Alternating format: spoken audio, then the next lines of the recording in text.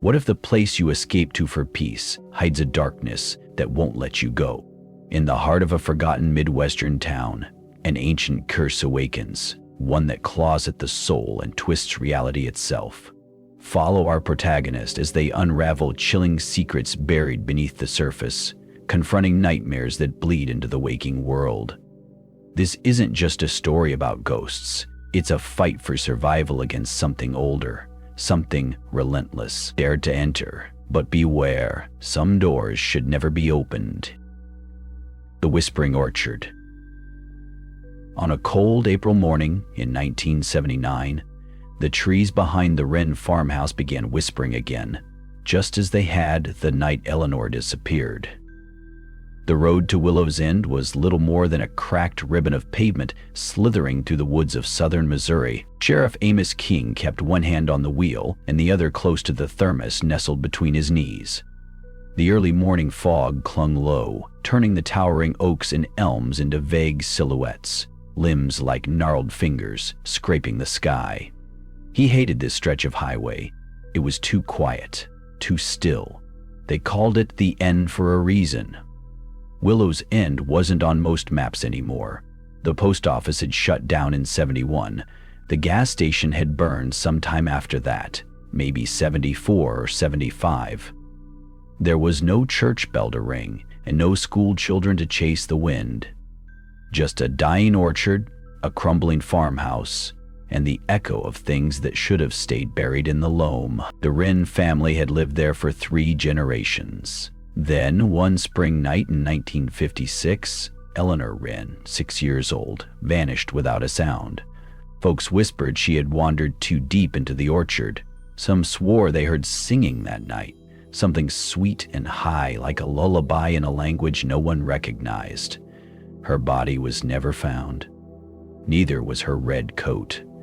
Amos was just a rookie then, riding with old Deputy Madsen. He remembered the search, the dogs barking at the edges of the orchard, then whimpering and backing away like something in those trees had bitten the air. Now, in the morning haze of 1979, the orchard stood bare-limbed and damp, skeletal branches reaching like arms in prayer. At the edge of the tree line, the farmhouse tilted with time, its paint blistered, porch half collapsed, and windows like blind eyes. Amos pulled up next to a rusted mailbox whose flag hadn't moved in years. He killed the engine, let the silence settle. Inside the cruiser, 17-year-old Lydia Wren sat curled in the back seat. She hadn't said a word since they'd found her barefoot and dazed on County Road 12, half a mile from her family's property. Her clothes were torn, flecked with mud and something darker, maybe dried blood. Her hands trembled, and her lips moved silently like she was mouthing prayers. No one had seen the Wrens in over 2 weeks, no school absences reported, no neighbors close enough to notice, just a phone call to dispatch last night, cut off before the caller identified themselves. A girl's voice, barely a whisper. They know we broke the rules. The rules. Amos stepped out into the chilled dawn.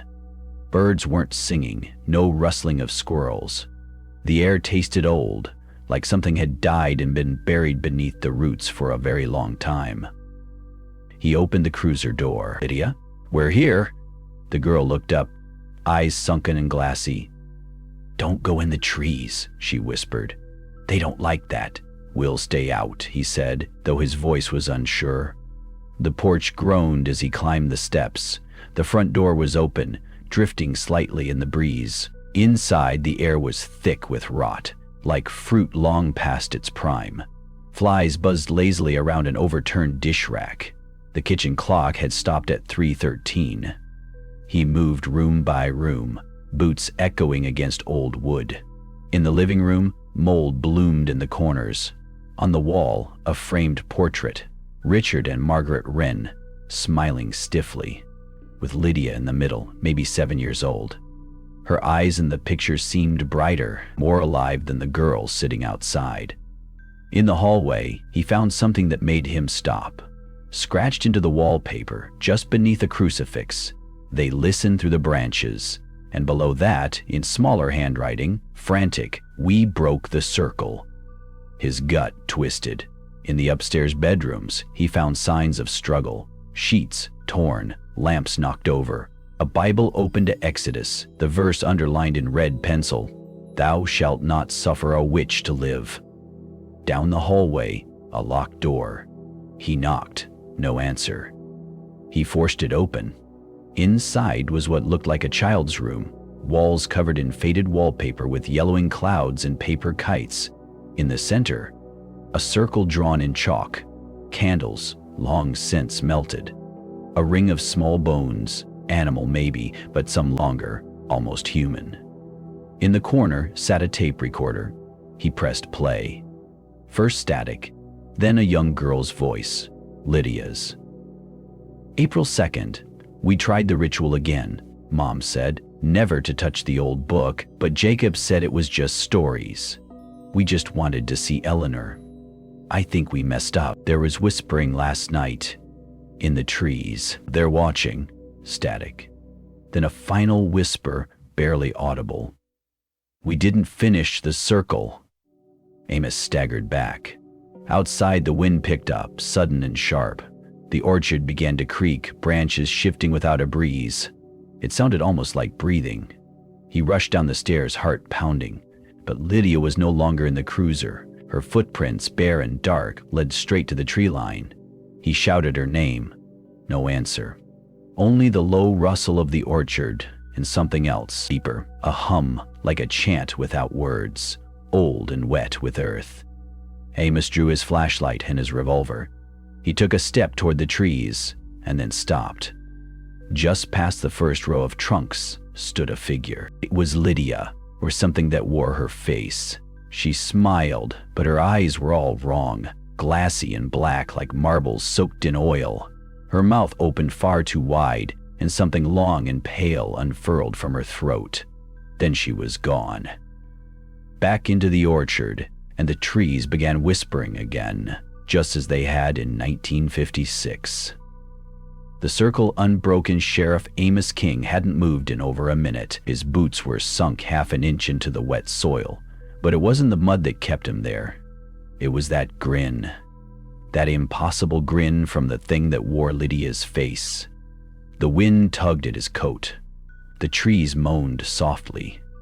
Behind him, the Wren farmhouse creaked in protest, like it too wanted him to turn back, but he couldn't. He adjusted the grip on his revolver and stepped into the orchard. The moment he crossed the invisible threshold, the temperature dropped. The air felt thick, like trying to breathe underwater. Each step between the trees made the shadows grow deeper, longer. It was still morning, but the canopy above him stitched the light shut with interlocking limbs. He could smell the rot now, not just fruit gone to mush, but something older, something carnivorous. He followed the footprints, bare, narrow, and deep. Lydia, or whatever that thing was, had moved with purpose, cutting through the rows like she knew exactly where to go. Amos paused near a crooked apple tree, bark gnarled like scar tissue, the roots poked out like claws, wrapped around a small pile of half-rotted dolls. Their plastic faces were melted and bloated. One still had tufts of red yarned hair. Just ahead, a glint of white. A piece of paper caught in the bark of another tree. He pulled it loose carefully. It was a page from a book, aged, ink-smudged. The text was in Latin, some of it faded, but in the margins someone had scribbled in messy cursive. Do not speak the names. Do not light the sixth candle. If the circle breaks, bury the ash before dawn. A sudden crack echoed behind him. He turned, gun raised. Nothing, but something had moved. He pushed deeper. The air was growing thicker, like syrup. His boots crunched over dry twigs that had no right being this brittle in spring. Then he heard it. A low humming sound. No tune, just rhythm. Organic. Wet. The sound was coming from a clearing just ahead. He crouched behind a willow, breath shallow, and peered through the hanging vines. Lydia was there, kneeling in the center of a mossy patch of dirt. Around her, 7 other children, pale, silent, barefoot. Their eyes were shut, lips moving in unison, mouths chanting words that didn't belong in any human tongue. The earth beneath them pulsed faintly, like a heartbeat. At the center of their circle, a stone basin filled with something black and viscous. Smoke rose from it, curling unnaturally against the breeze, and standing just beyond the group, Margaret Wren, or something that looked like her. She wore a faded floral dress, but her face was wrong. It seemed stretched, bones misaligned. Her eyes were too far apart, too black, too deep. Her mouth never closed fully, just trembled as if containing something beneath her tongue. Amos felt every instinct scream at him to run, to leave these woods, to burn it all down. But then he saw the boy, Jacob Wren. 9 years old, missing 2 weeks now, tied to a tree at the edge of the circle, his mouth gagged, tears drying on his face. Sheriff King knew he had maybe one chance. He stepped out from behind the tree, revolver up. "Don't move," he barked. The humming stopped. 7 heads turned in unison. Eyes snapped open. Black, every one of them. Lydia blinked, slowly, her face expressionless. The figure of Margaret Wren did not flinch. She simply turned as though she had expected him. "You shouldn't be here, Amos," the thing said. Her voice was like brittle leaves. "This isn't your ritual." "Let the boy go," he said. "Whatever this is, you stop it now." Margaret tilted her head. "It was never meant for you, but you always did like poking where you shouldn't." She stepped aside.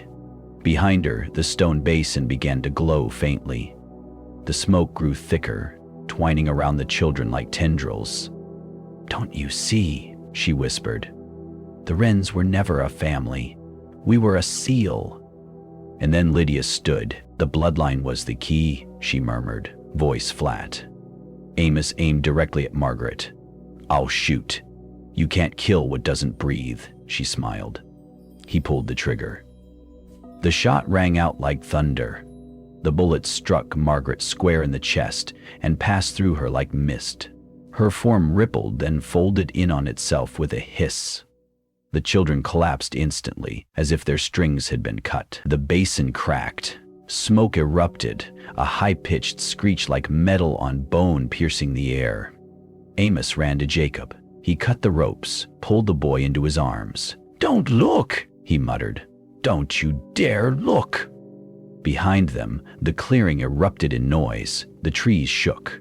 Roots churned up like serpents. A second screech, this one deeper, longer, and then silence. The basin was gone, the clearing empty.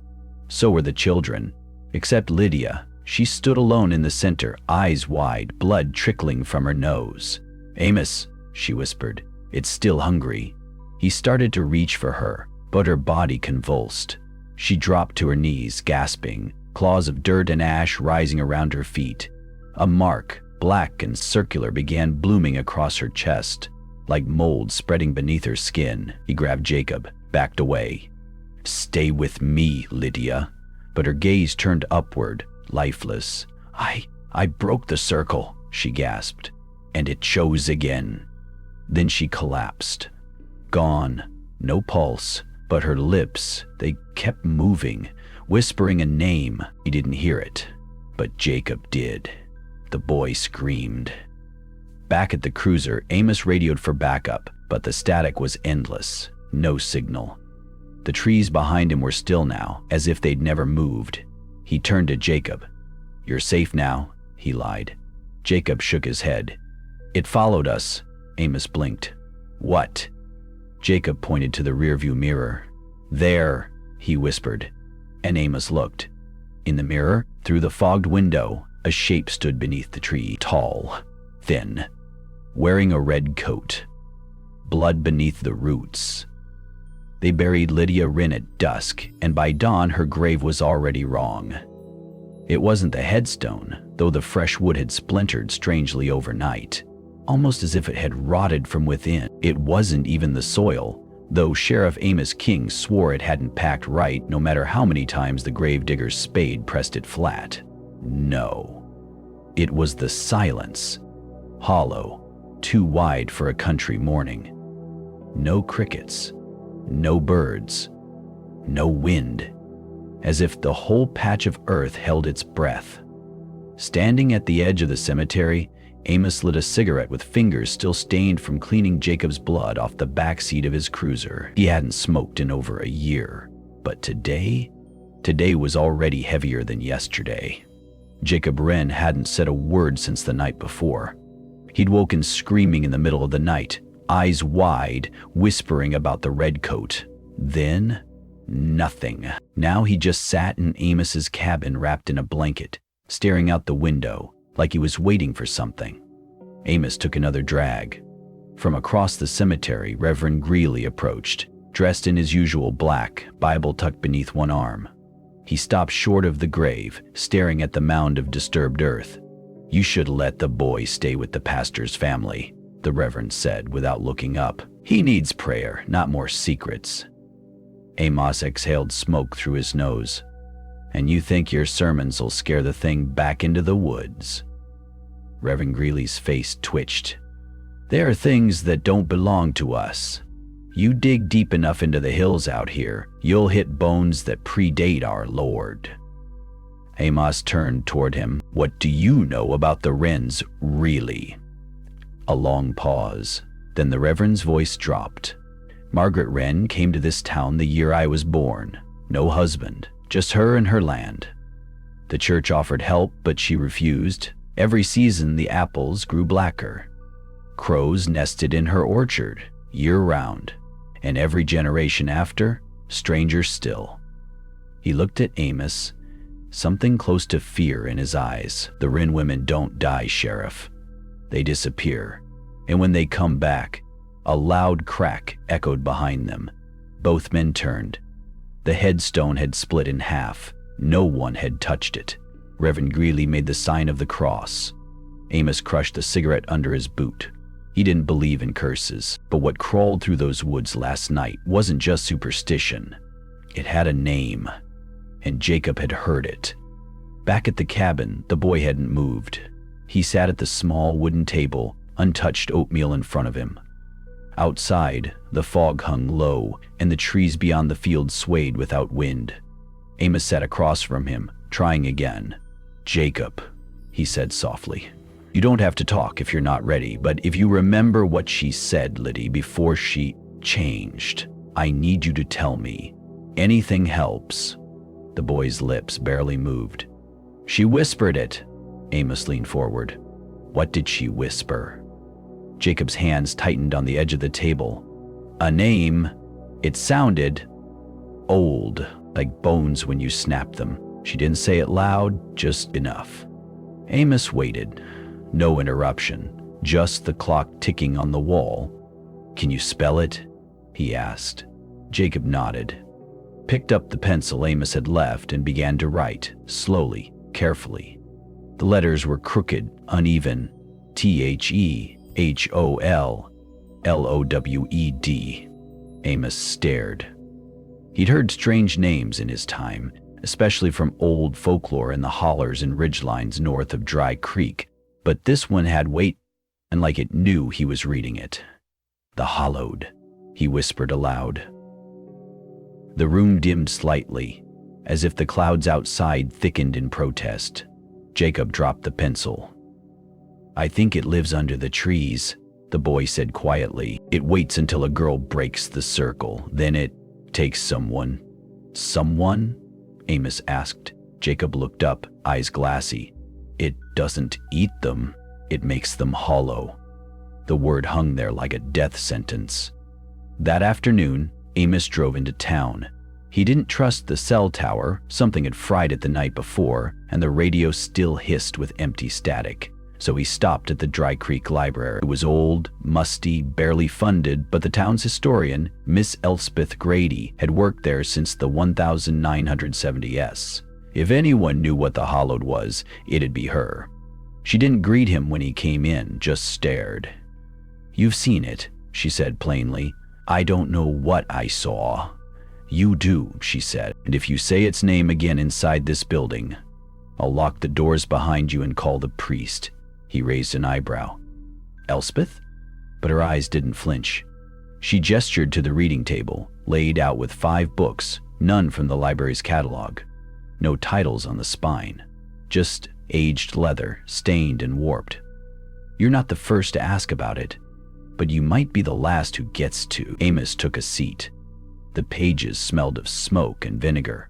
Some were handwritten, others were typed on warped parchment.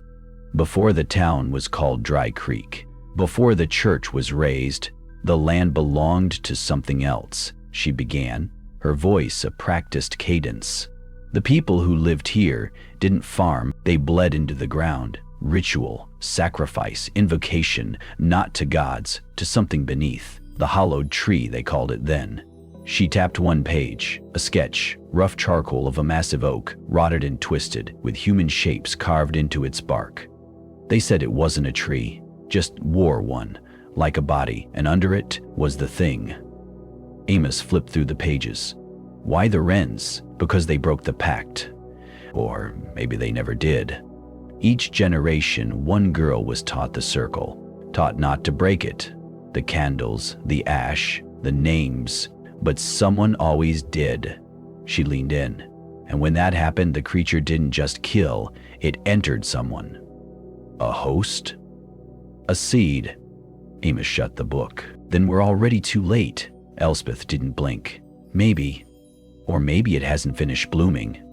Outside, the sky had gone gray. Back at the cabin, Jacob stood by the window. His breath fogged the glass. There at the edge of the tree line, something moved. Slow. Patient. A figure in a red coat. Echoes in the grove. The red coat vanished behind the trees. Just as Amos's truck skidded to a halt outside the cabin, he burst through the door, gun unholstered, heart already pounding in his chest. Jacob? The boy didn't scream. He didn't cry. He just pointed to the window.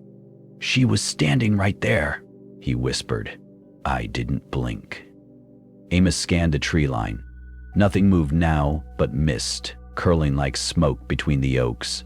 He locked the front door behind him anyway, then closed the blinds with practiced, shaking hands. Did she say anything? Jacob nodded. She didn't open her mouth, but I heard it in my head. A whisper. It said, "You brought it back." Amos froze. He didn't tell the boy what Elspeth Grady had said at the library, that the ritual could only be triggered by intention, that something needed to call the hallowed with blood, names, and circle broken, but he suspected what Lydia had done out there wasn't accidental. The girl had vanished for 5 hours that night, came back soaked in river water and dirt, muttering a name, drawing sigils in her notebook. Then the slaughter began. She called it, Amos muttered to himself, turning the deadbolt again.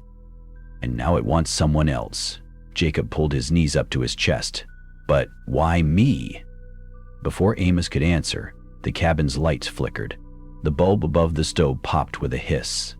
Then, slowly, the clock on the wall stopped ticking. No storm, no wind, just a presence. Amos grabbed the shotgun off the mantel.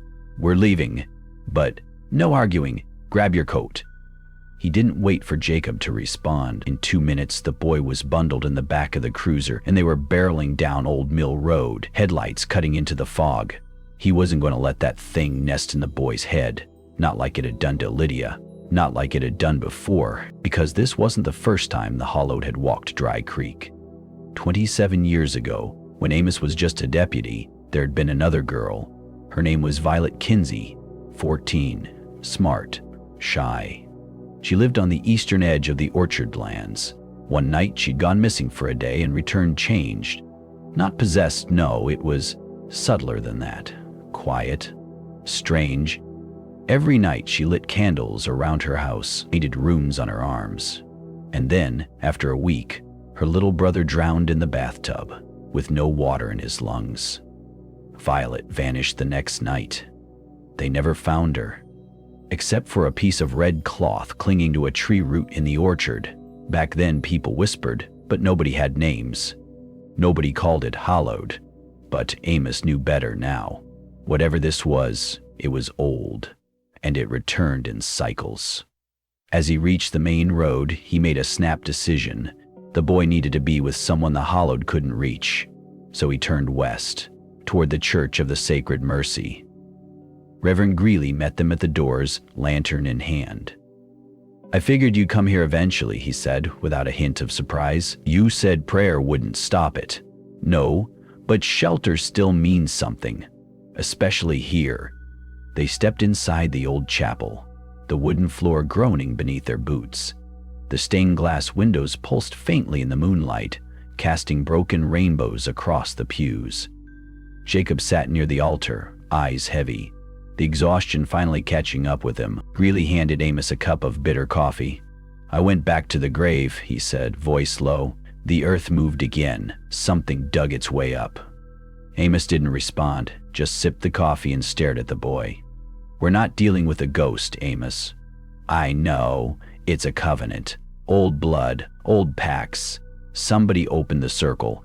But the boy didn't break it, no." Greeley turned slowly. "Then who did?" Amos set the mug down. He already knew the answer.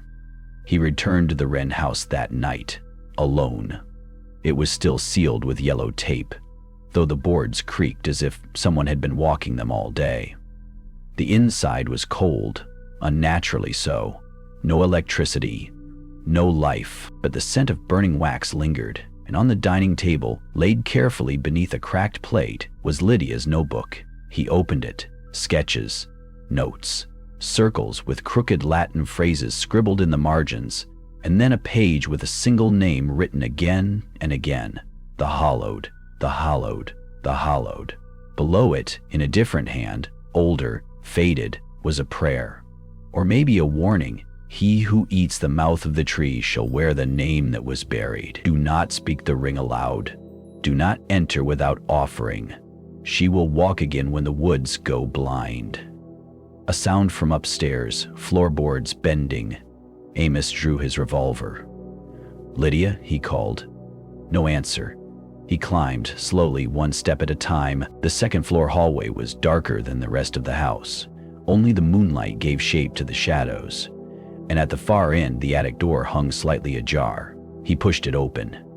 Inside was a ritual circle, burned into the floor, candles long melted into stubs. At its center, a tree root, black and gnarled, sprouting upward through the boards like a hand reaching from below. Something had been nailed to it. A lock of hair tied in red thread. As Amos stepped closer, the wood beneath his feet pulsed, then whispered. He froze.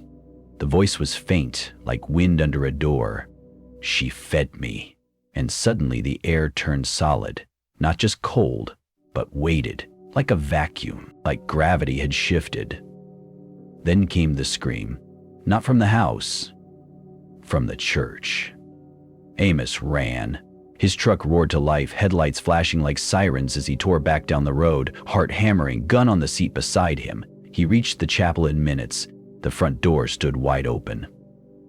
Inside, the candles had gone out. The pews were empty. And near the altar, the Reverend lay on the floor, eyes wide, mouth stuffed with dirt. Amos stepped forward, horror mounting, until he saw what had been carved into the pulpit behind him. 3 letters, J.W., and Jacob was gone. The circle never closed. The first rule of the Hallowed was this: when a name is taken, the mouth must stay shut. But Amos couldn't stay silent. Not when Jacob was missing. Not when the last trace of him was a child-sized footprint, smeared in ash, leading into the woods behind the chapel. He had barely taken time to cover the Reverend's eyes before storming back out into the fog, rage and panic boiling beneath his skin. The forest loomed like a wall of breathing shadows, the moon hanging low behind a quilt of moving clouds. Everything out there felt warped, as if the air had thickened, and the branches leaned to listen. He followed the trail with nothing but a flashlight and a name burning in his throat. Jacob. Only the wind answered. "Jacob, if you can hear me, answer." There was no reply. No birds, no insects, just the wet sound of boots crushing soft moss, and somewhere behind it all, the rhythmic creak of an old swing swaying in the dark. He turned. It wasn't possible. The chapel had no playground, but there it was now, an ancient wooden swing hanging from a dead oak, creaking with invisible motion. Its rope frayed, the seat worn, and beneath it, half buried in wet leaves, was Jacob's coat. Amos picked it up with trembling hands. Still warm, and beneath it, etched into the mud in a perfect ring, were 7 symbols he recognized from Lydia's notebook, each one resembling a root-bound eye. He cursed under his breath and stepped back. This wasn't just abduction. This was offer. He turned sharply toward the east trail, the one that led toward the orchard. If anything was going to rise again, it would do so there. The Hollowed was always about cycles. Someone broke the circle once, and it never closed. Not with Violet Kinsey, not with Lydia Wren. And now, Jacob was caught in its mouth. Amos had just reached the edge of the tree line when the sound started. Faint, melodic, like a girl humming under her breath. The tune was off, worked by minor keys impossible to place, but it grew louder with every step until he found the source, a cassette recorder. Sitting on a stump in the middle of a clearing, its tape spun slowly, worn by repetition, the same tune playing again and again. Amos reached out, fingers brushing the device, when a sharp crack echoed behind him. He turned, gun raised. No one. But there were more cassette tapes now, 6, 7, 8 of them, strewn across the clearing, all playing, all humming the same twisted lullaby. And on the trees around him, names carved in deep, jagged strokes. Violet, Lydia, Jacob, Amos. His blood ran cold. The final tape clicked to a stop, and a voice, hollow and dry, whispered, "You were there too."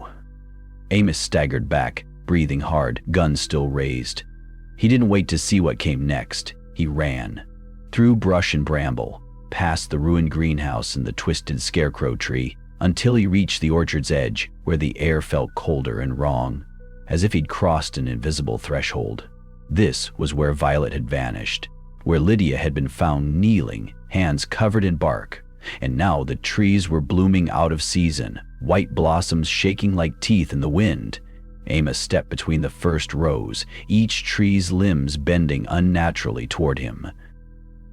At the orchard's center, he saw it, an old stone well sealed with an iron grate, and around it, 7 small candles flickering despite the breeze.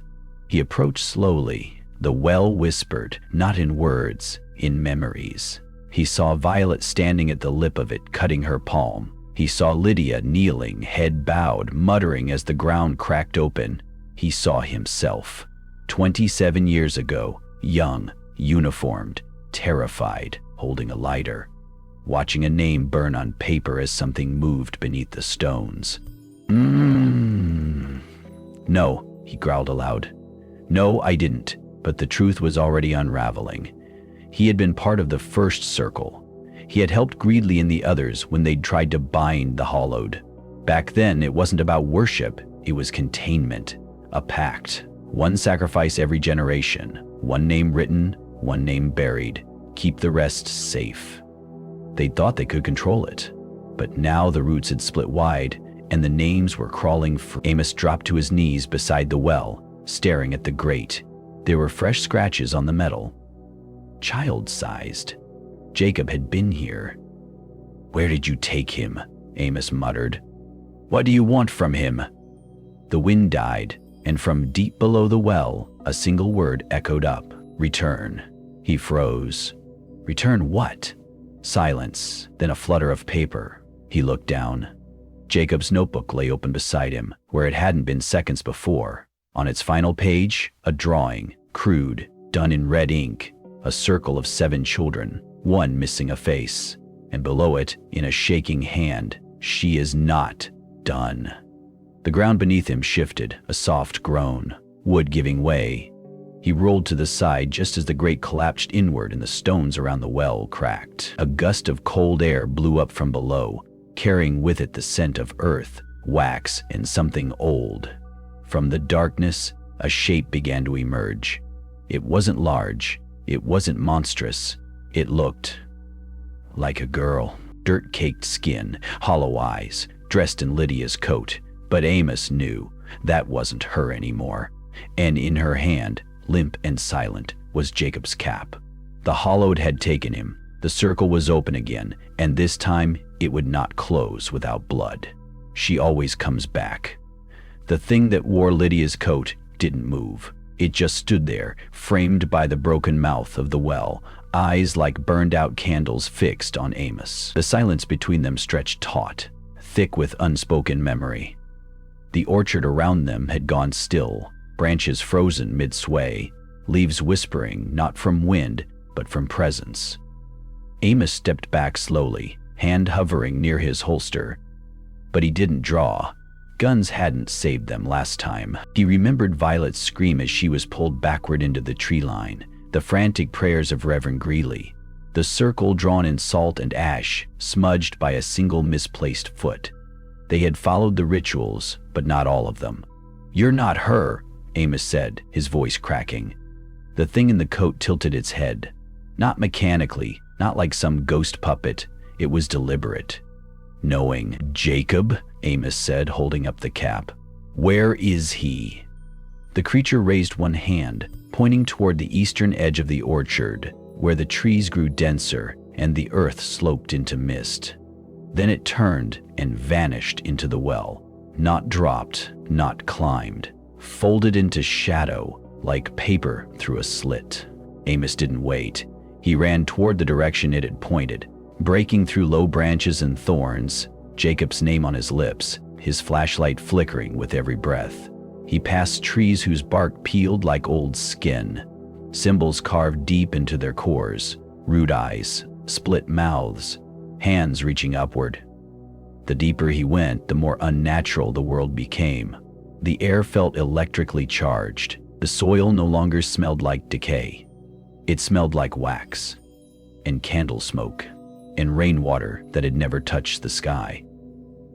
Then he saw the clearing, a perfect circle in the middle of the orchard, untouched by growth. At its center was an altar made from old wood, warped, nail-rusted, and atop it, wrapped in burlap, was a child's-sized shape. Amos didn't hesitate. He bolted forward, ripped the burlap open, and gasped. It wasn't Jacob. It was a doll. Lifelike. Terrifyingly so. Its face was made of wax, molded into a peaceful expression. Its hair, real, blonde, soft. Its arms stitched at the joints. And in its mouth, a strip of paper protruded, yellowed and stained with blood. He pulled it free. On it, written in jagged, looping script, "One must be remade before she returns." Behind him, twigs snapped. Amos spun, flashlight raised. 7 figures stood at the edge of the clearing, cloaked in robes of bark and twine, faces hidden behind stitched masks. He knew them, not personally, but by design. The Hallowed. The keepers of the old pact. One stepped forward, arms outstretched, female, judging by her frame, but it was impossible to tell beneath the mask. She carried a staff made from a broken tree branch, adorned with charms, fingernail moons, teeth, glass eyes. "You are part of the first circle," she said, voice muffled. "You broke it. Now you return, uninvited." "I didn't break it," Amos said. "I obeyed Greeley. We all did. We kept the pact." "The pact was not obedience, it was sacrifice. And you refused the 7th. Amos swallowed. His mind spun. 27 years ago, they had offered 6 names. The 7th, they couldn't bring themselves to choose. They thought 6 was enough. But the Hollow never wanted some. It wanted all. "She took Violet," he growled. "Then Lydia, now Jacob." The woman's mask turned ever so slightly. "She does not take, Amos. She receives." The circle of masked figures began to chant, low, melodic syllables in a language older than the town itself. The trees responded, creaking in rhythm. The wax doll on the altar began to melt, face warping, mouth parting, and from its mouth a new voice escaped. Jacob's voice. "Uncle, please. It's cold." Amos stumbled back. This wasn't a rescue anymore. This was a reclamation. "Where is he?" he demanded. "Where's Jacob?" The leader lowered her staff. "You must finish what you refused to begin. One must be given, whole, named, bound." "No," Amos said, breath ragged. I'm not killing anyone. It is not death, she replied. It is remembrance. Let her wake through you, and he may return. Eject you, you will take the orchard, the town, and every child who bears your name. Amos looked down. The ground around the altar was etched in fresh symbols. One was his, one was Jacob's, and a third had begun to form unfinished. It looked like Lydia's. No, he whispered again. She's gone. She died 3 years ago. She was never gone, the woman replied and pointed to the trees. Amos turned, and there she was. Lydia Wren, no longer 16, no longer dead, standing at the edge of the grove, barefoot, hair tangled, eyes black as oil. She smiled and whispered, "You broke the circle, Amos. Let's finish it together." His vision swam, the orchard twisted, trees folding in on themselves, ground splitting into layered rings of wax and ash. The altar caught fire, the doll shrieking, and the masked figures all dropped to their knees, chanting louder. And behind Lydia, rising from the well of roots beneath the grove, a shape taller than any man, a woman made of bark and bone and forgotten names. She opened her mouth, and the wind screamed. Amos drew his gun and fired, but the bullet vanished into the dark. And a voice answered, not from ahead, but from inside him. "You have always been mine. Where the orchard ends, the names begin. The dead don't always stay dead, not in a place like Andlecourt." That was the first truth crawling across Amos Wren's skull as he jolted awake on the cold dirt floor of the sheriff's station basement. He was drenched in sweat, shirt clinging to him like it had grown skin. His right hand trembled involuntarily, a faint throb pulsing beneath the tattooed letters etched across his knuckles, remnants of a youth he barely remembered.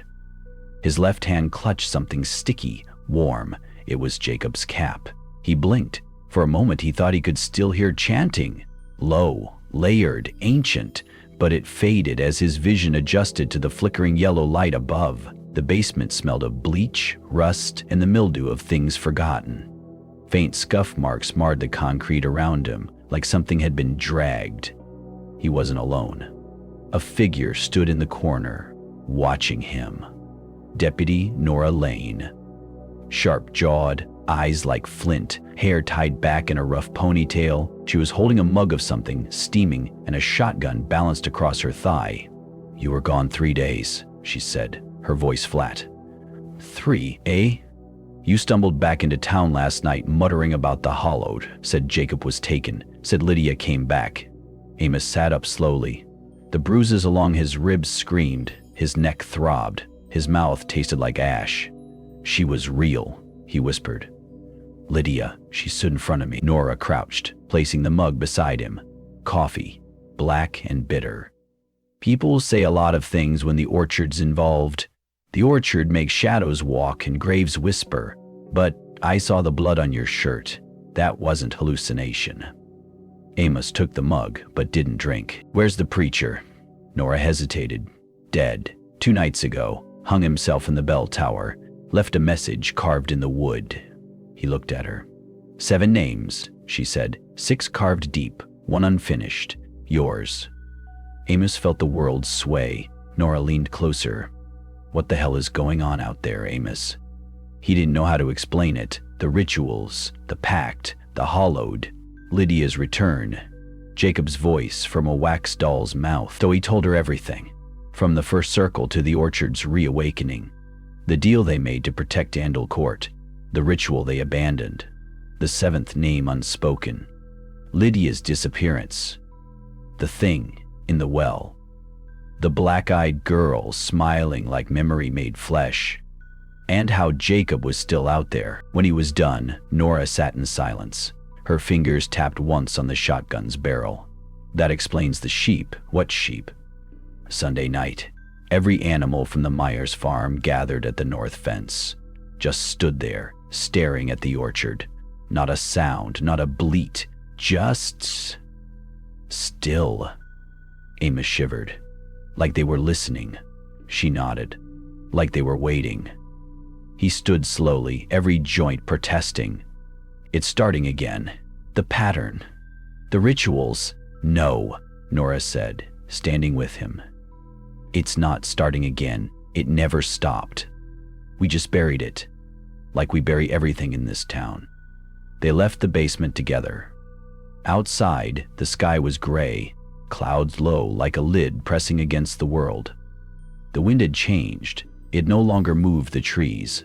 It dragged them. Main Street was empty. The few townsfolk still brave enough to walk kept their heads down. Windows were shuttered. Curtains didn't twitch. The town was holding its breath. Back in the station, Amos unfolded the old county map. His fingers traced the orchard's edge, then slid beyond it to a place marked only by a symbol, a ring of thorns. Nora leaned in. "That's the border." "No," Amos said. "That's the end of the orchard and the beginning of the names." "What names?" He didn't answer, because he remembered something the masked woman had said. She does not take, she receives. The altar, the doll, the whisper. One must be given, whole, named, bound. And beneath the town's founding charter, etched into the original cornerstones of Andal Court's chapel, was a list of original settlers. All of them had names passed down, like Wren, like Greeley, like Lane. "Where do we go?" Nora asked. "To the orchard, but not to find Jacob." "Then what?" "To give her something else." Nora raised an eyebrow. "You want to make a deal?" "I want to end the one we never fulfilled." They gathered supplies: salt, silver wire, bone chalk, matches, a flask of anointing oil from the chapel, and the old leather-bound book hidden in the preacher's drawer.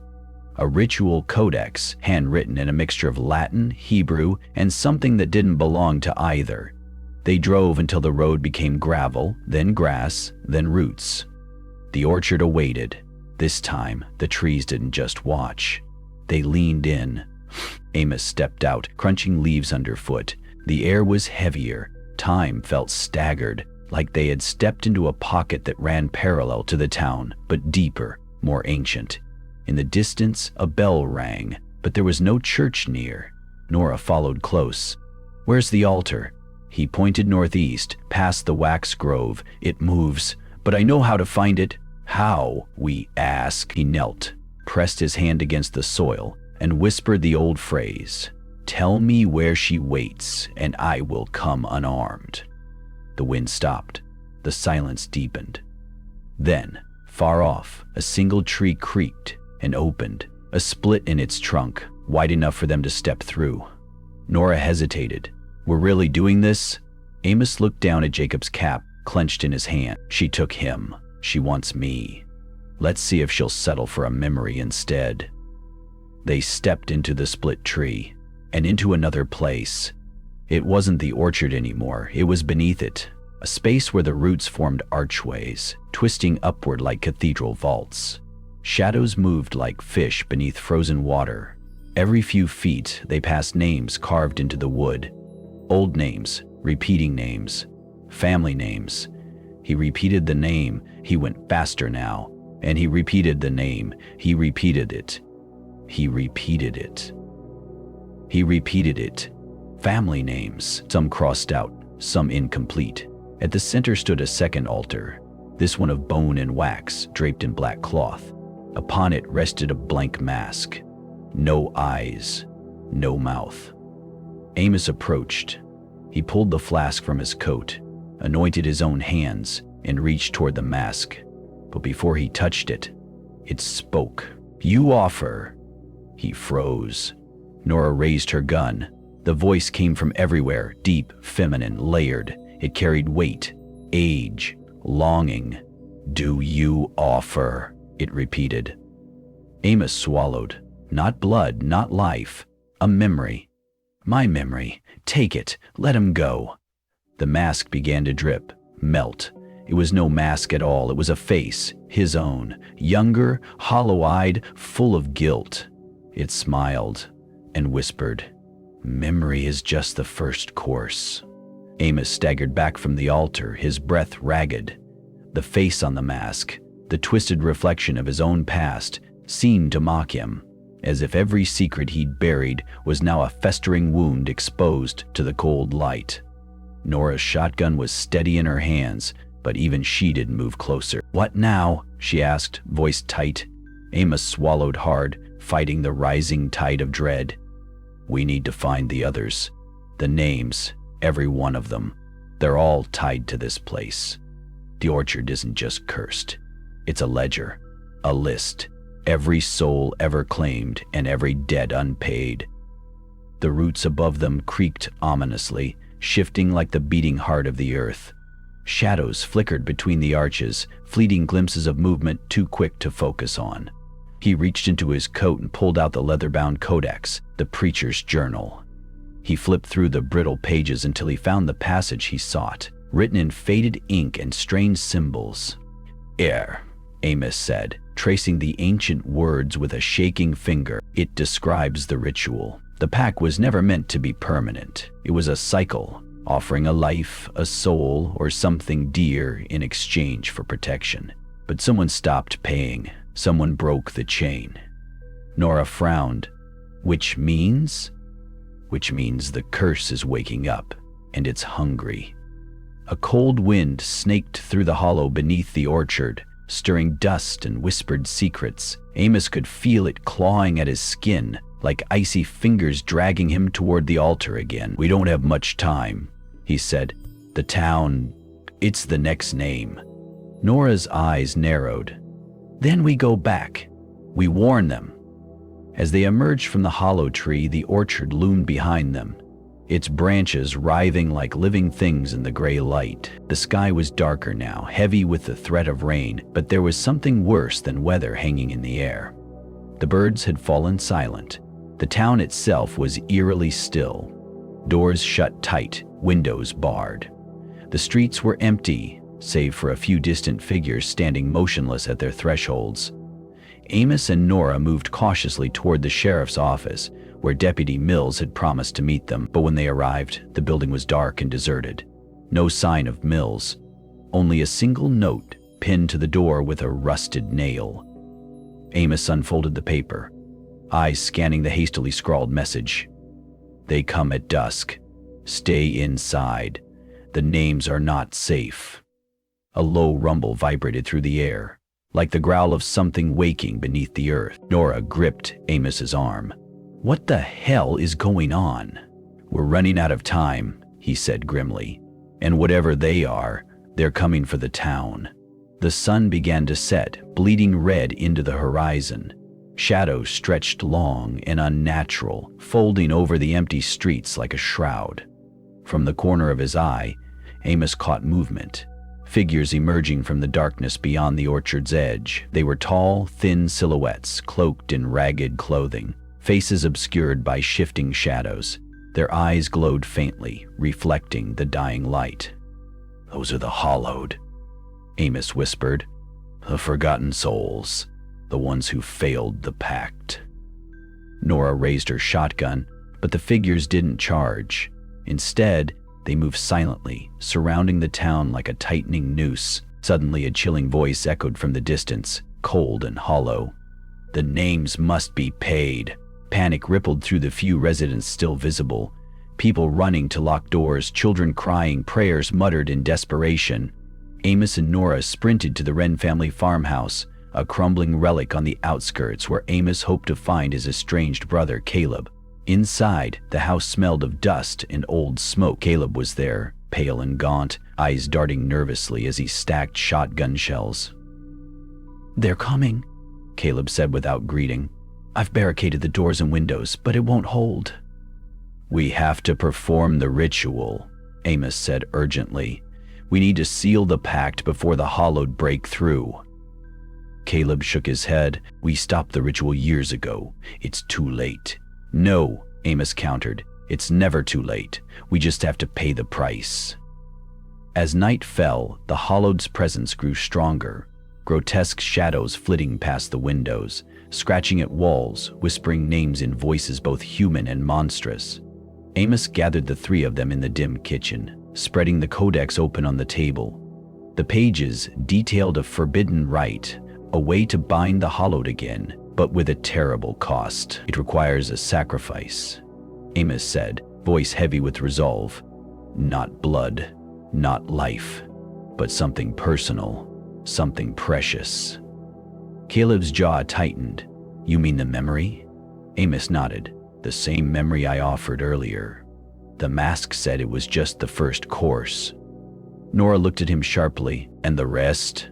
No idea, Amos admitted. But if we don't act, the Hollowed will consume everything. The clock ticked toward midnight as they prepared the ritual. Salt circles drawn with trembling hands, candles lit in precise patterns, the air thick with the scent of pine and burning oil. Amos closed his eyes, trying to focus on the memory he would give, the one he feared losing the most. A moment before the final incantation, the house trembled violently. The Hollowed burst through the windows, dark shapes slamming against glass and wood, their glowing eyes burning with hunger. Nora fired her shotgun, blasts echoing through the night, but the creatures pressed forward. Amos began chanting, voice low and steady despite the chaos. The air shimmered. The salt circle glowed faintly. The Hollowed hesitated, snarling in frustration. Suddenly, the front door splintered inward. A figure stepped through, the masked woman from the orchard, her face pale and serene, eyes dark pools of infinite night. She moved with a haunting grace, fingers trailing over the walls as if touching unseen threads. The debt must be settled, she intoned, voice like the rustling of dead leaves. Amos held his ground, chanting louder. The Hollowed shrieked and retreated, merging into the shadows. The woman approached him, stopping just beyond the glowing salt circle. Your memory, she whispered, will be the key. But are you prepared for what it will unlock? Amos hesitated. I have no choice. She reached out and the world twisted. Visions flooded his mind, faces of the lost, moments he never dared recall, sins buried beneath years of silence. A scream echoed through the room. Nora screamed. Caleb screamed. The memory was no longer his alone. It belonged to the Hollowed and the orchard.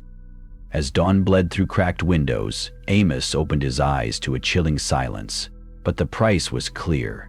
His past wasn't just a memory anymore. It was a weapon and a curse. And somewhere deep in the orchard, the mask waited. The cold seeped into every corner of Amos's room, creeping through the cracked window panes like a living thing. Outside, the wind howled, rattling the old farmhouse as if warning him to turn back.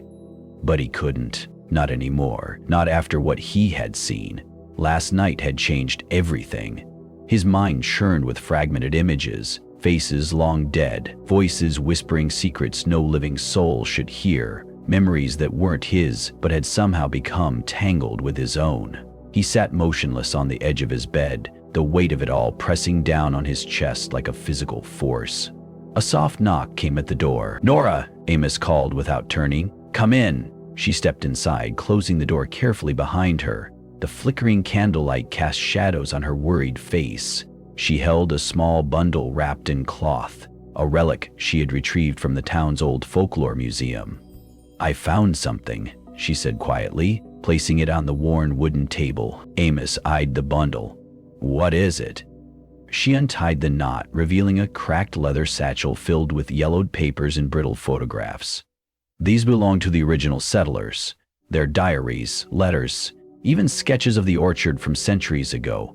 There's something about the ritual, about the pact. It's all here. Amos leaned forward, his fingers trembling as he picked up a faded photograph showing a group of men and women standing beneath the gnarled branches of the orchard's oldest tree. The faces were solemn, almost haunted. "This," Nora said, "is the beginning. The pact wasn't just a curse, it was a desperate bargain. They tried to protect their land, their families, but the price was steep." Amos nodded slowly. "And now we're paying that price." The wind outside picked up, howling like a chorus of lost souls. Amos shivered, rubbing his hands together. The memories he had sacrificed still clawed at his mind, threatening to unravel his sanity. "We need to understand the ritual better," he said. "The Codex only gave us part of it. There has to be a way to break the cycle, to free the town." Nora's gaze darkened. "I'm not sure there is. These people weren't just foolish settlers, they were desperate. and desperate deals rarely end well. Amos stared into the flames flickering in the hearth, shadows dancing like phantoms against the walls. His thoughts drifted back to Caleb. His brother had been consumed by fear and guilt, retreating into himself after last night's chaos. Amos couldn't shake the image of Caleb's hollow eyes as the Hallowed approached, the weight of their own curse reflected in his despair. Suddenly, a sharp knock echoed through the silence. Both of them froze. Amos grabbed a flashlight and crept to the door, peering through the peephole. A figure stood in the cold night, an old man wrapped in a threadbare coat, face lined with age and sorrow. "Who is it?" Nora whispered. Amos opened the door cautiously. The man stepped inside without invitation. "I'm Sheriff Callahan," he said, voice low and steady. "Heard you're digging into the orchard secrets." Amos stiffened. "We don't have much time. The Hallowed are growing restless." Callahan nodded grimly. "I've seen it before. This town's history is darker than most realize. And the orchard? It's not just trees. It's a gateway." Nora frowned. "A gateway?" The sheriff leaned closer, lowering his voice. "A thin veil between this world and whatever lies beneath. The ritual was meant to keep it closed, but someone's been breaking the seals, and with each broken seal, the hollow grows stronger." Amos felt a chill ripple down his spine. "Who's breaking the seals?" Callahan's eyes flickered to the satchel on the table. "That's what we need to find out, and fast." As the three of them pored over the documents, a pattern emerged, cryptic symbols marking specific trees in the orchard, dates coinciding with disappearances, and references to an ancient ceremony called the Reckoning. Amos's heart pounded. The Reckoning? That must be the final ritual, the one that seals or destroys the pact. "Exactly," Callahan said. "And if it's not performed soon, the town's fate will be sealed forever." The wind outside picked up again, carrying with it a faint melody like a mournful lullaby sung by unseen voices. Nora shivered, glancing nervously toward the window. "Do you hear that?" she asked. Callahan nodded. "It's the orchard's song, the Hollow's hauling." Amos clenched his fists. "Then we have no choice. We must prepare for the reckoning." But even as he spoke, doubt gnawed at him. The memories he had lost, the faces he had seen, were they warnings or traps set to ensnare him further?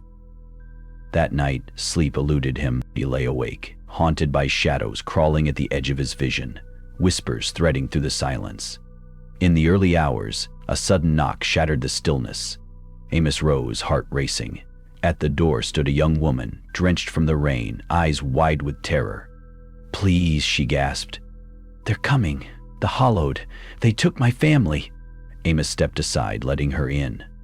Her presence was a stark reminder. The curse was spreading, consuming lives like wildfire. As dawn bled into the sky, Amos looked toward the orchard, its twisted branches reaching like skeletal hands. The reckoning was coming, and with it a choice, one that could save the town or doom them all. The rain had eased by the time Amos finally stepped outside, the damp earth giving off a heavy, musky scent that clung to his boots. The early morning fog hung low, swirling thickly between the gnarled trees of the orchard. Each twisted branch reached out like skeletal fingers, grasping at the mist as if to pull it deeper into the cursed soil beneath. Nora and Sheriff Callahan were already waiting by the rusted gate, faces drawn tight with worry. The woman Amos had let in earlier, a young mother named Lila, huddled close to Nora, her eyes still wild with fear. No one had spoken since dawn broke, the weight of impending doom pressing down on them all like the relentless humidity. "We have to move fast," Callahan said grimly, breaking the silence. "The reckoning ritual isn't just a legend, it's real, and if it's not performed before sundown, whatever's trapped in that orchard will be unleashed." Amos nodded, his fingers tightening around the satchel filled with the ancient documents. The pages within held their only hope, clues to the ritual's true nature and a possible way to stop the Hallowed from tearing through the town like a plague. "We need to find the marked trees," Amos said, his voice low but determined. "The ones with the symbols, they're the key." Nora pointed toward the forest's edge. There are 7 in total. According to these notes, they form a circle around the heart of the orchard. The thought of venturing deeper into that forsaken place sent a shiver down Amos's spine. But there was no turning back now. As they approached the first tree, a giant oak whose bark was scarred with ancient carvings, the air grew heavier, thick with an unnatural stillness that swallowed sound and light alike. Amos knelt beside the base, running his fingers over the carved symbol, a twisted knot interlaced with thorny vines. "It's the seal," he whispered. Suddenly, the ground trembled beneath their feet, a low rumble vibrating through the earth. The fog thickened, swallowing the path behind them. Lila gasped, clutching Nora's arm. "Stay close," Callahan warned, his hand instinctively reaching for the pistol holstered at his side. They pressed onward, moving from tree to tree, each marked with a different sigil, each resonating with an eerie power that Amos could almost feel pulsing beneath his skin. With every step, the Hollowed's presence grew stronger, invisible yet suffocating. At the 4th tree, something shifted. A whisper, barely audible, carried on the breeze. It was a voice, old and broken, threaded with pain. "Leave, before it's too late!" Amos froze, heart hammering. The others exchanged uneasy glances. "Did you hear that?" Nora asked, her voice barely above a whisper. "I did," Amos replied, swallowing hard. "It's them, the Hollowed. They're warning us." But the warning felt like a trap. He knew that much. The Hollowed thrived on fear and confusion. Their twisted whispers a web designed to ensnare the living. The circle tightened as they reached the 6th tree, a crooked sycamore whose branches seemed to twitch with restless energy. Amos felt the ground pulse beneath him again, a heartbeat not his own. "This is it," Callahan said, voice grim. "The heart of the orchard lies just beyond." They crossed into a clearing where the oldest tree stood, massive, its trunk blackened as if burned, yet pulsating with a sickly green light that seemed to crawl beneath the bark-like vein, the ritual site. Amos's breath caught in his throat as he spotted the stone altar, cracked and covered in moss but unmistakably ancient. "This is where it all started," he murmured.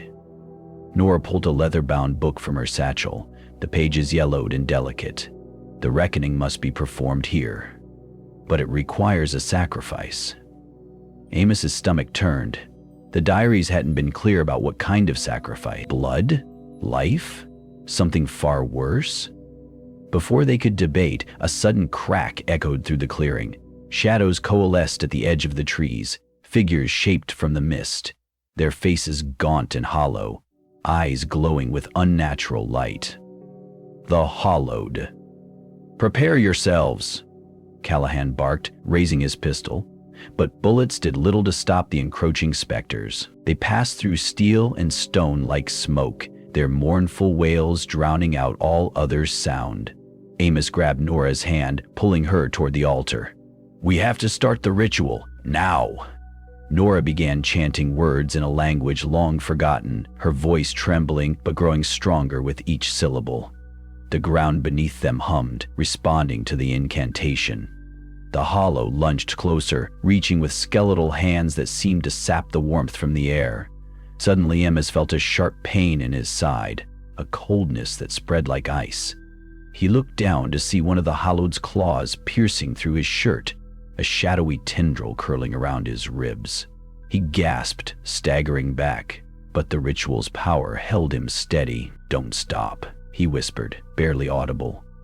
Nora's voice rose, the words resonating with power that filled the clearing with blinding light. The Hollowed screamed, a sound that shattered bones and shattered souls. They began to dissipate, melting back into the mist. Amos collapsed to his knees, clutching his side, blood seeping through his fingers. Callahan helped him up, eyes wide with both relief and dread. "We did it," Amos said, voice hoarse. "For now." But as the light faded, Amos caught sight of a shadow moving beyond the tree line, taller, darker, more solid than the rest. The true face of the curse. A figure stepped forward, its eyes burning like coals, and it smiled. The wind howled through the skeletal branches like the anguished cries of the lost souls trapped beneath the earth. Darkness blanketed the orchard, swallowing the moonlight whole, leaving nothing but shadows and silence. A silence so thick it pressed against Amos's chest like a physical weight. Tonight was the night the curse would either break or claim them all. Amos stood at the edge of the clearing, the blackened altar before him slick with damp moss and time's decay. Around him, Nora and Sheriff Callahan prepared the last components of the ritual. The air tasted metallic, heavy with anticipation and dread. Every nerve screamed in warning, but the years of research and the sacrifices made so far had brought them here, and there was no turning back. Nora's fingers trembled as she arranged the ancient symbols around the altar, inscribing the final sigils with chalk, borrowed from the local church's old supplies. "This is it," she whispered, eyes fixed on the weathered pages of the leather-bound tome. "The reckoning, the final binding, if we fail." Her voice trailed off, swallowed by the night. Callahan's gaze was steady, unyielding, the grim determination of a man who had faced the darkness before, though never this close. "We don't get a second chance," he said simply. Amos swallowed hard, clutching the satchel of relics, talismans soaked in sanctified water, old coins cursed by their maker, and the black feather plucked from the final hollowed spirit they had banished.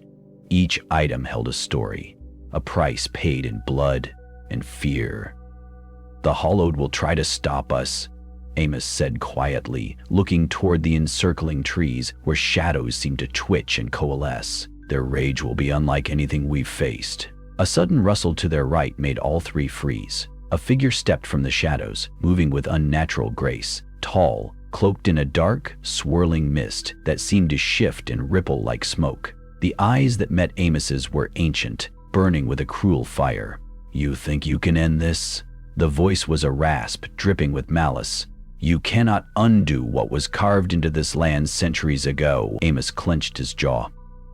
"We don't have to undo it, we have to contain it."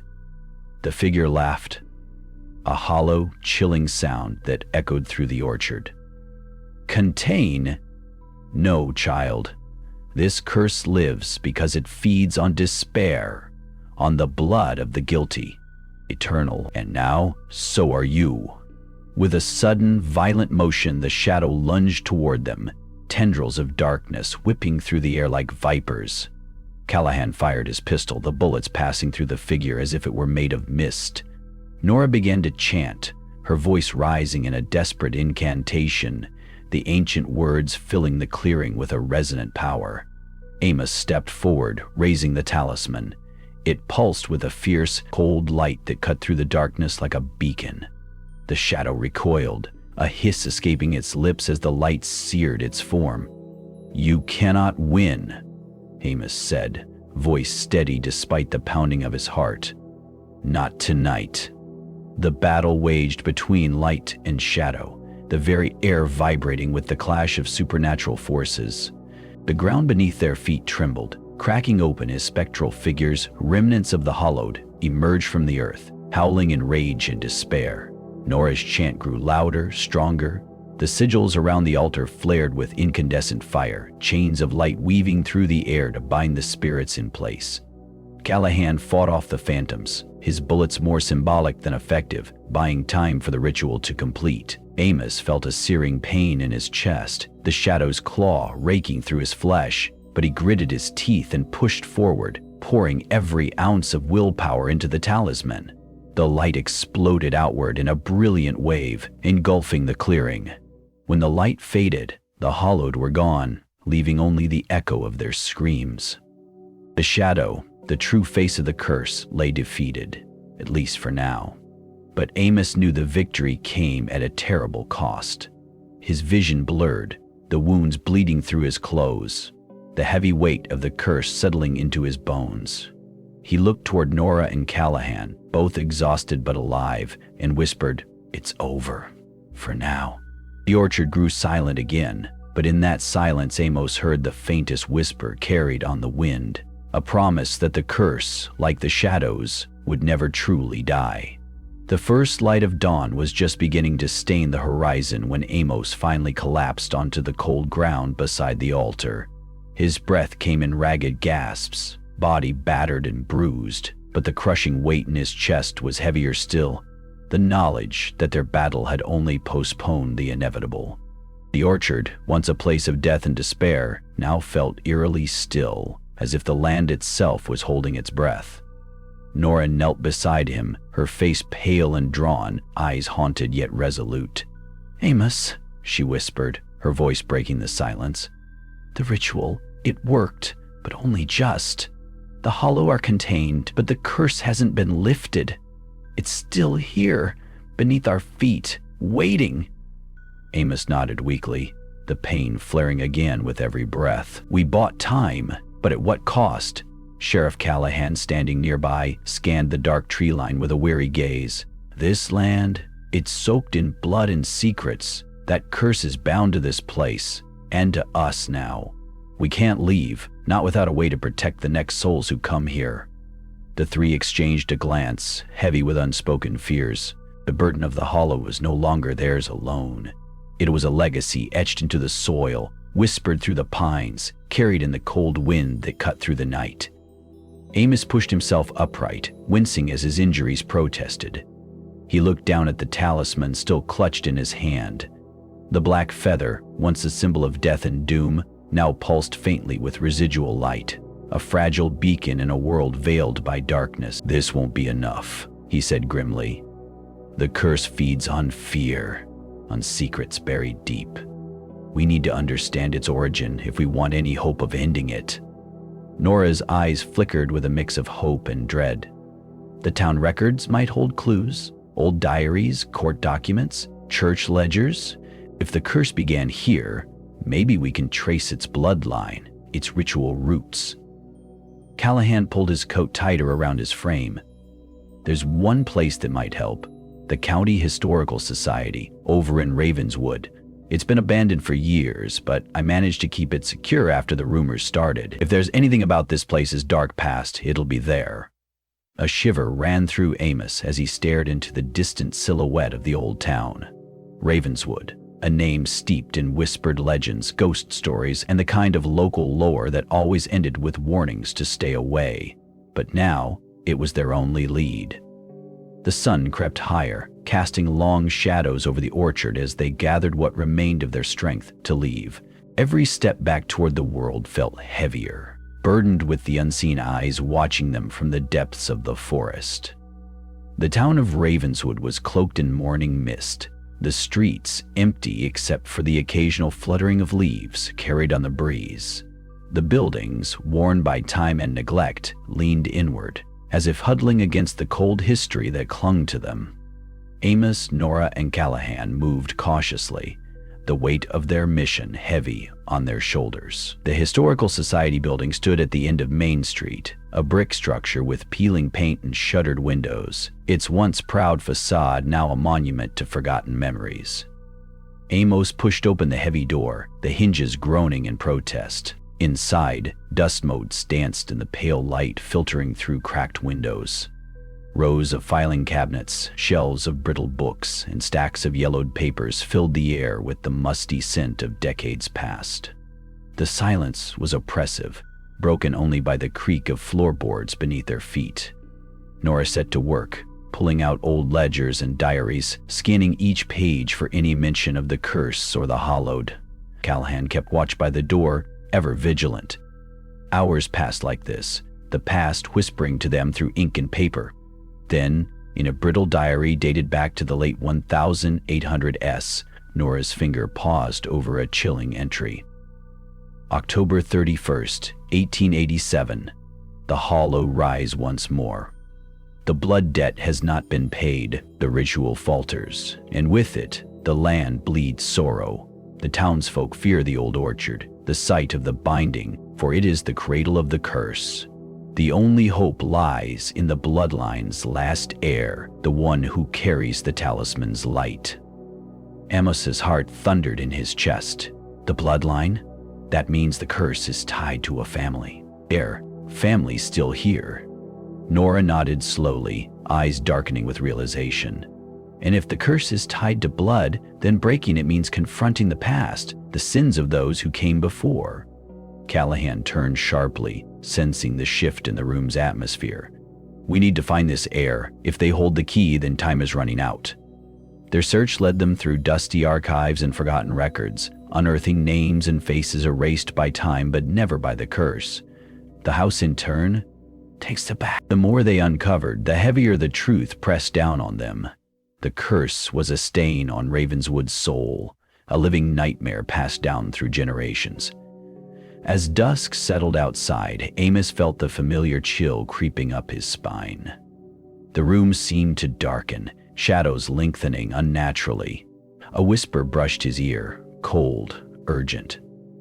"Find me, before it's too late." He spun around, but the room was empty, save for the fluttering pages on the desk. Nora's voice was barely a breath. "It's calling us. The curse. It's alive, and it knows we're close." Callahan gripped his pistol tighter. "Then we're running out of time."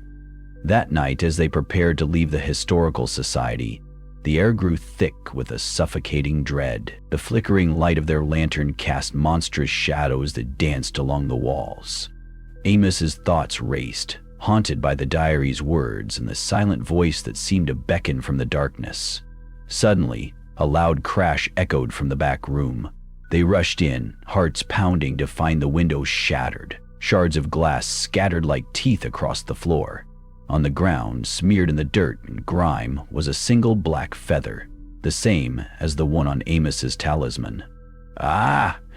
A cold wind swept through the broken window, carrying with it a low, guttural growl that seemed to emanate from the very walls. The room darkened, shadows twisting into monstrous shapes that reached for them with clawed fingers. Nora screamed, clutching Amos's arm. "It's here! The curse! It's breaking free!" Callahan raised his pistol, firing blindly into the encroaching darkness, but the shots seemed only to anger the unseen force. Amos lifted the talisman, the faint light flickering like a dying ember. "We have to finish this. Tonight!" The shadows recoiled momentarily, giving way to a narrow path leading deeper into the town, toward the abandoned orchard. The curse was calling them back. As they stepped into the chilling night, Amos felt a whisper crawl beneath his skin. The price of breaking the curse was yet to be paid, and the final sacrifice awaited. The orchard's silhouette loomed ahead, dark and foreboding, as a blood-red moon rose above the treetops. And in the silence, a new presence watched, waiting for the reckoning. If you enjoyed unraveling the mysteries and facing the shadows alongside our characters, please don't forget to like, subscribe, and hit that notification bell so you never miss a new story. These tales remind us that sometimes the scariest things aren't just in the night. They're buried deep in history, in forgotten places, and in the secrets we try to hide. Remember, the line between the living and the cursed is thinner than you think, and some curses never truly end. They just wait. Stay safe, keep your lights on, and until next time, keep your eyes open and your mind sharp, because out there, somewhere in the dark, the unknown is always watching. Thanks again for listening, and I'll see you in the next story.